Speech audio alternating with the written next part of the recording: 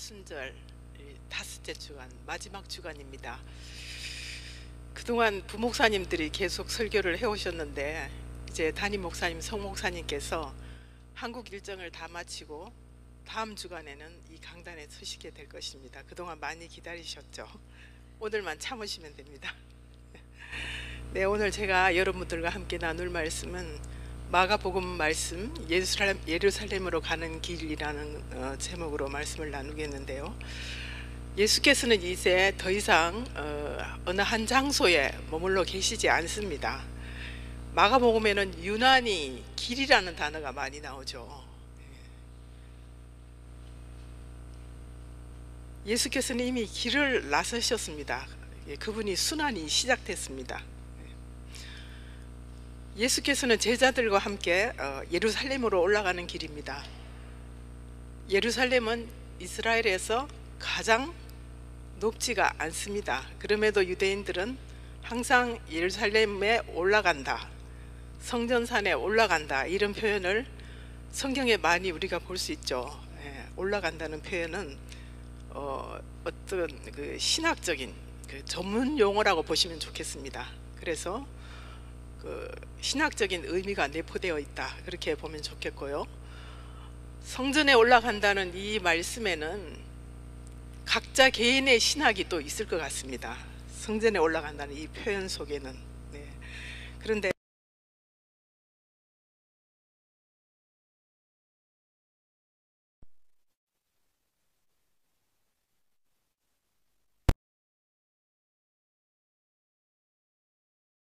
예수님은 아마 비장하신 모습이었을 것이다, 이렇게 쉽게 추측이 가고요. 또 이 부분을 어떤 주석가는 이렇게 읽는 게 어떨까, 이런 주장을 하는데요. 예수는 저희 앞에 서서 가시고 계셨고 깊은 고뇌 속에 있었다. 어떤 주석가는 이렇게 읽으면 좋겠다, 이런 이제 주장도 있습니다. 그래서 지금 가시는 이 길은 예수님께서는 다시는 육신의 몸으로는 돌아올 수 없는 길을 지금 가시는 것입니다. 그러니 그 모습이 고뇌에 차 있다는 말씀이 맞겠죠. 제자들도 아무도 입을 열지 않습니다.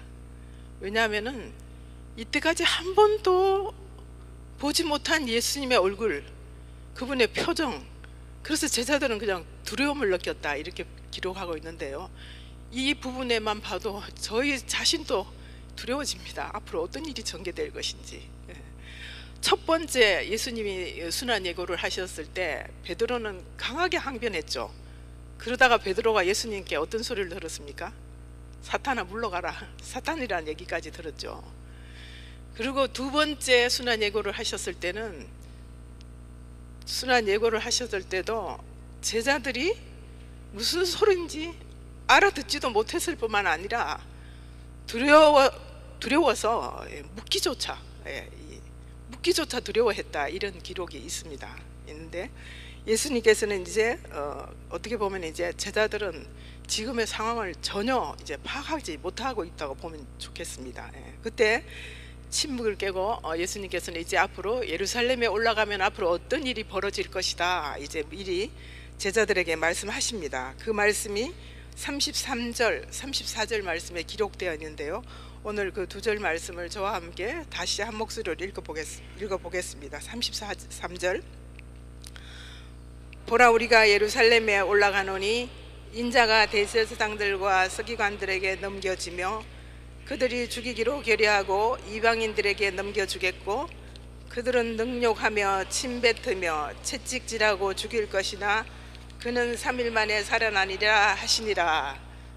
아멘. 네, 이 말씀을 하시는데 예수님께서는 이 말씀을 하실 때 조금 전에도 얘기했지만 제자들은 이 말씀을 이해를 하지 못합니다. 왜냐하면은 죽는다고 하셨다가 다시 살아난다는 말씀을 하시니까 이게 도대체 무슨 말씀인가 이제 헷갈립니다. 죽는다 그랬다가 또 다시 살아난다 그런데 예수 시대에 그 평균 수명이 40세였다고 해요.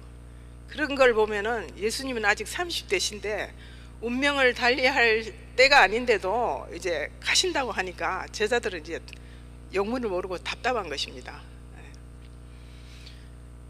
이제까지 예수께서는 수많은 무리들 앞에서 얼마나 많은 기적들을 보여주셨습니까? 그때마다 환호하는 그 군중들, 그 무리들, 그런 것들을 상상하면은 이제 제자들은 언젠가 예루살렘에 올라가면은 분명히 그들은 인생에 큰 변화가 일어날 것을 기대하고 있는 마당인데, 그런데 예수님은 죽는다 그랬다가 살아난다 그랬다가 이제 영 이해가 안 되는 말씀을 하고 계시는 것입니다.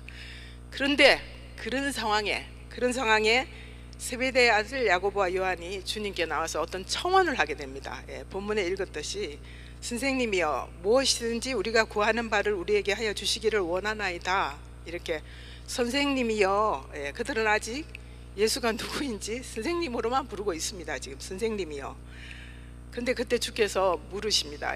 그러면은 너에게 무엇을 하게 주기를 원하냐 이렇게 물으시는데요.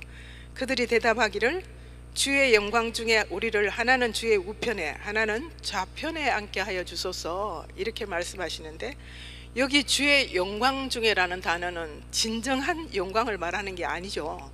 세상적인 영광. 쉽게 말하면은 예수님이 예루살렘 올라가서 속된 말로 대박이 나서 높은 자리에 오르실 그때에 우리에게 좌우에 한 자리씩을 주시옵소서 이런 말입니다.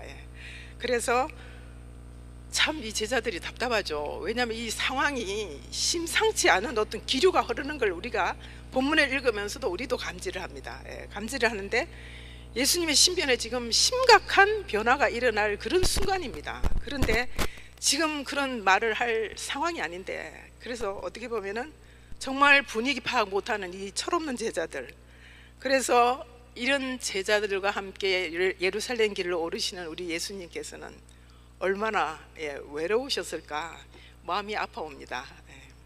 예전에 제가 이제 사담을 좀 하면은 신학하기 전에 제 마음에 이상하게 자꾸 예수님이 외롭다는 어떤 사인이 자꾸 오는 겁니다. 근데 그때는 제가 뭐 어떤 신학적인 어떤 그 든든한 어떤 그 배경도 없었고 이제 신앙도 시원찮을 때인데, 제가 알기로는 예수님 하나님은 전능하신 분인데 우리같이 미물인 저에게 외롭다고 이렇게 사인을 보낸다는 게 도무지 이건 아니다 싶은 생각이 드는 거예요.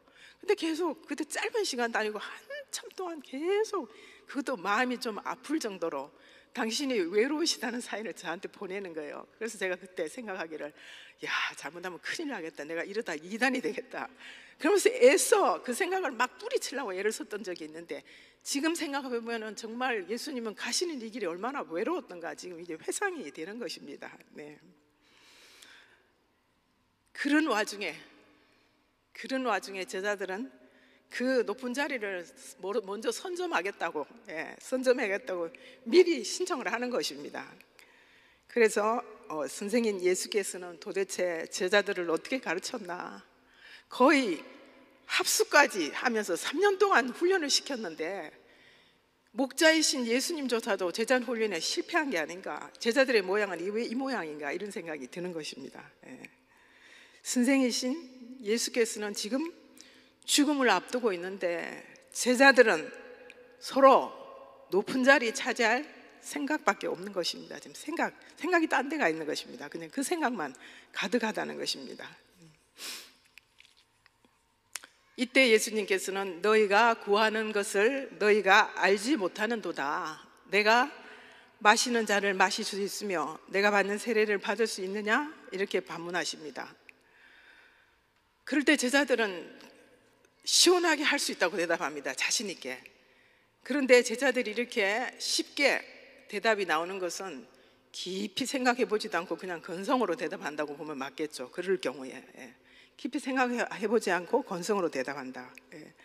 그런데 예수께서 받으실 죽음의 잔, 죽음의 세례는 예수님이 하나님의 아들이시기도 하지만 그분은 인간의 몸을 입으셨기 때문에 그 죽음의 잔과 죽음의 세례에 대해서 얼마나 고통스러우셨으면 겟세마네 동산에서 그분은 얼마나 간절히 그 잔이 당신에게서 지나가기를 바라셨습니까?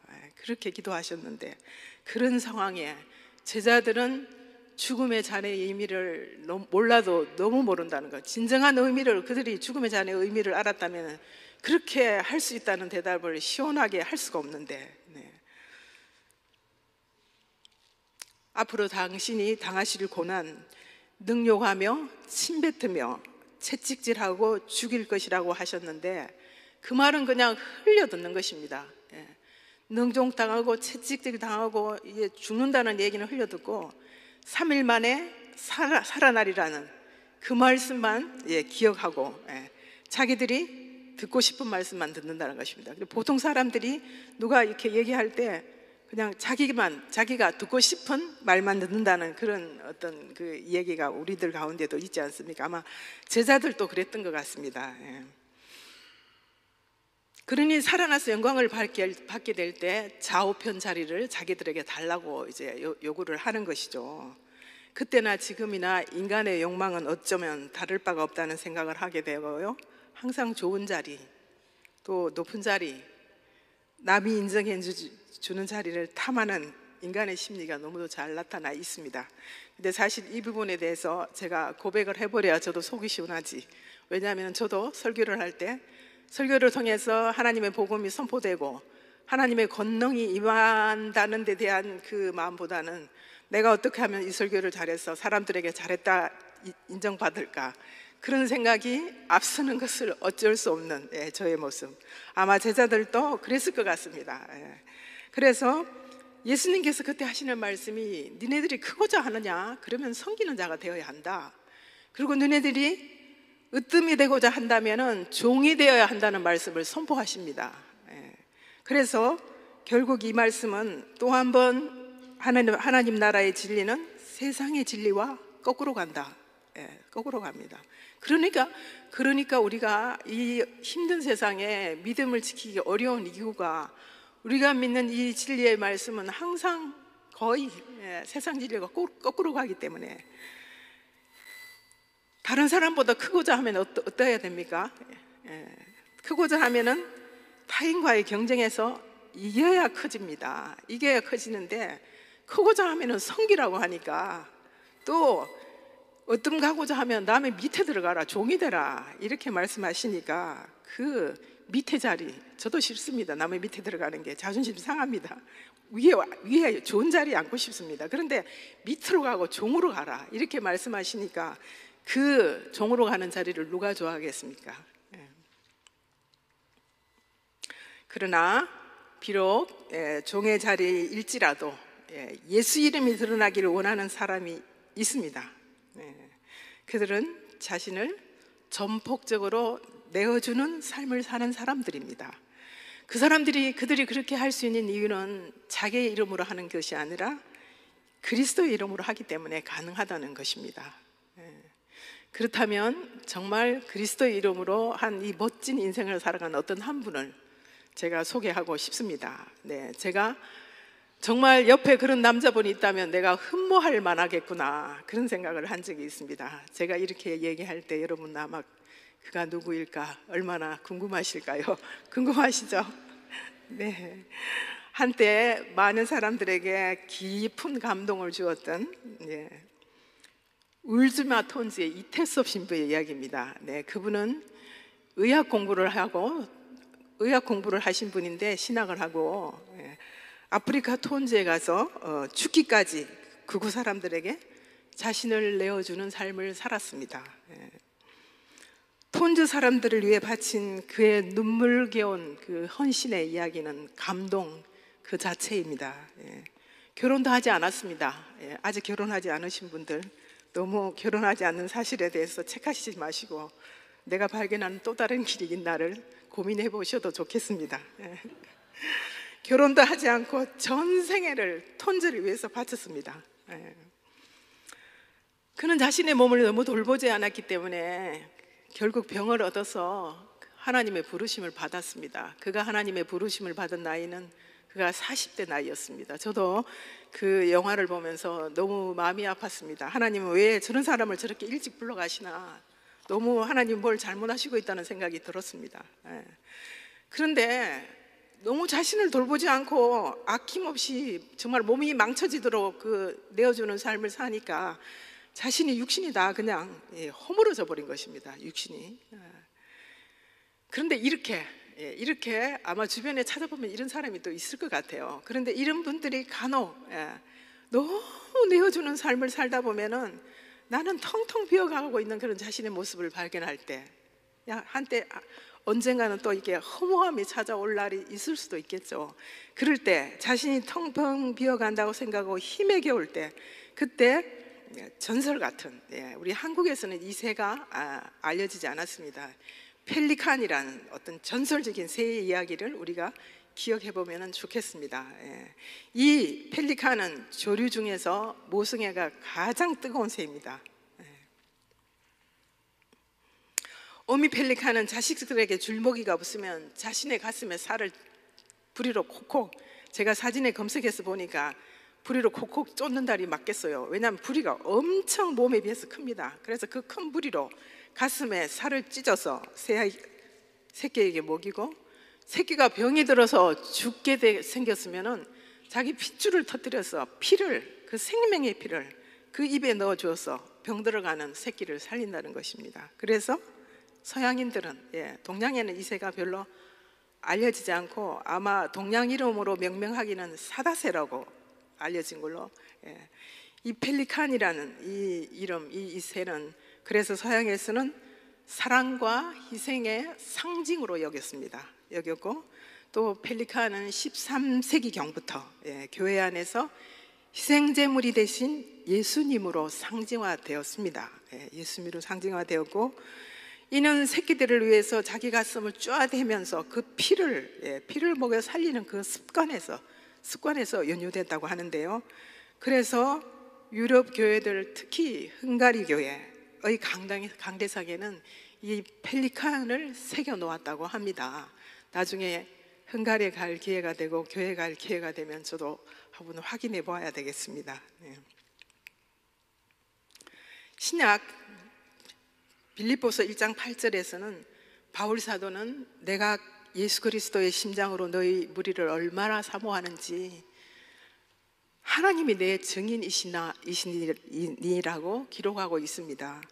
바울 사도는 사랑하되 그리스도의 심장으로 사랑한다고 말씀하고 있습니다. 그리스도의 심장에서 흘러내리는 구속의 피로 우리는 죄에서 건짐을 받았습니다.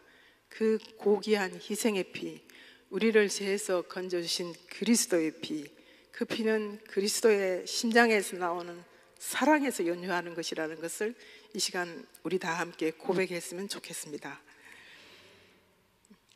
말씀을 맺겠습니다. 맺으면서 프랑스 시인 알프레드 미세의 5월의 밤이라는 아름다운 시 중에 일부를 여러분들에게 소개해드리고 싶습니다. 프랑스 시인, 낭만주의 시인입니다. 미세는 조르주 상드의 쇼팽의 연인이기도 했죠. 쇼팽의 연인이었는데 이 알프레드 미세는 샹드와 연애해서 실패를 했어요. 실현을 했어요.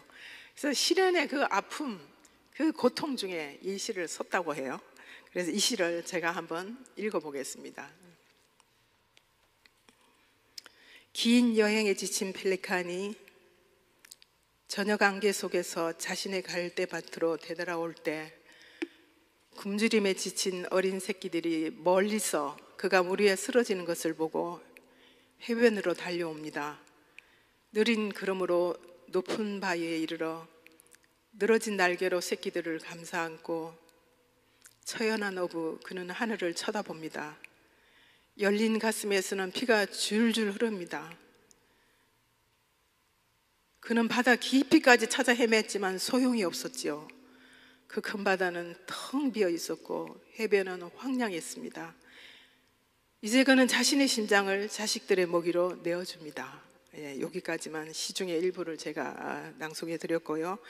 이 어미 펠리칸은 갓 낳은 굶주린 어린 펠리칸을 해변에 놓아두고 먹이를 구하러 여행을 떠났지만 아무것도 구할 수가 없었습니다. 아무것도 구하지 못하고 돌아와서 결국 자신의 심장을 새끼들을 위해 내어놓습니다. 자신의 피를 흘려 꺼져가는 생명을 살리는 일, 타인을 위해서 죽어줄 수 있는 것. 요즘 뉴스에는 사람을 죽이는 이야기가 너무 많이 나오죠.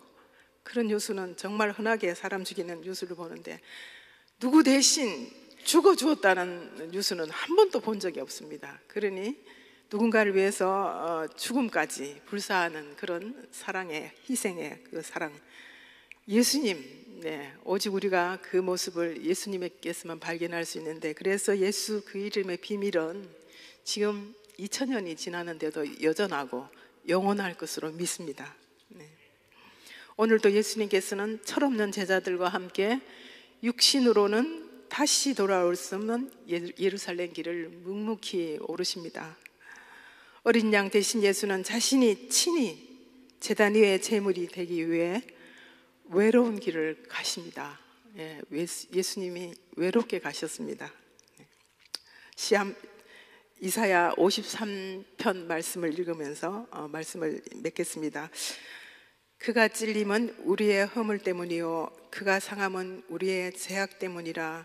그가 징계를 받음으로 우리는 평안을 누리고 그가 채찍에 맞음으로 우리는 나음을 받았도다. 우리는 다 양 같아서 그릇 행하여 각기 제 길로 갔거늘 여호와께서는 우리 모두의 죄악을 그에게 담당시키셨도다. 아멘, 아멘.